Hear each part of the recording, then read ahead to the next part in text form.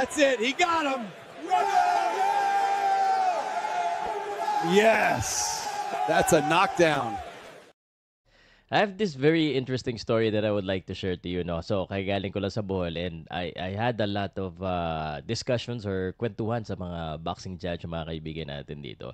One of the judges na nakausap natin, I'm not gonna name his name, gusto ko lang i-share yung sinabi niya na napaisip din ako, no? Because ako before, when I started with boxing, syempre, nag-apply ako ng announcing license. At meron din mga naging ganyo sa akin na mag-judge or mag-referee so to get in closer to the game. And I've been contemplating about that. Pero actually, I think I made the right decision of not being a judge.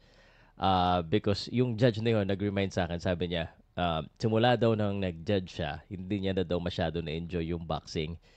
Because as a judge, you have to look at the boxing fight in different ways. Igaya ng video na pinakita ko kanina, if you're a boxing fan, pwede kang uminom, pwede kang makapagkwentuhan, pwede kang makipag-asaran, and then i-enjoy mo talaga yung boxing fight. And usually, pag fan ka, may kinakampihan ka. Or even if wala kang kinakampihan, talagang gusto mo makita ng bakbakan, gusto mo makita ng suntukan, and yung technical aspect of the fight, hindi mo masyado minamain yan.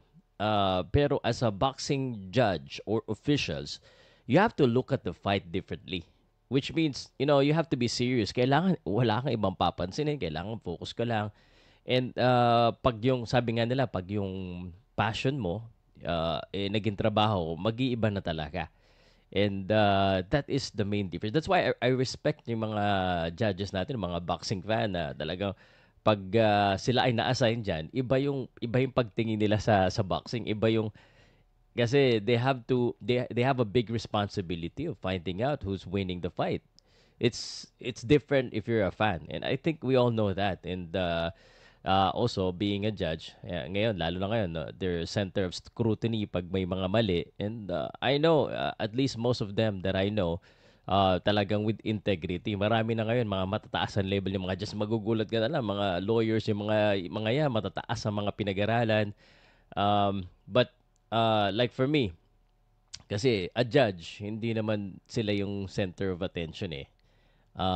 Ako kasi, admittedly, as a content creator or a journalist or a media, sometimes I'm the center of attention. And it's different with me. No? I'm not your traditional media.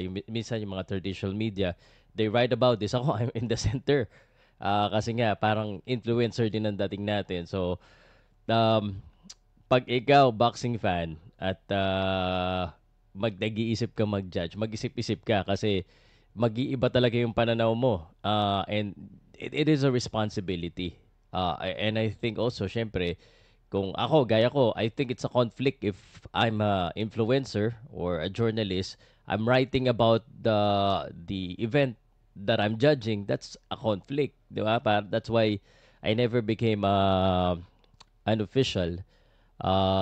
Announcer is the closest. Maybe I could be a promoter because an influencer or a manager, but nonetheless, may mga conflict din eh. But yun lang, gusto ko lang i-share, naisip ko lang, no? Na pag ikaw pala ay judge, hindi mo talaga masyado may enjoy na yung boxing the way you used to when you were still a fan. Do you guys agree with me on that?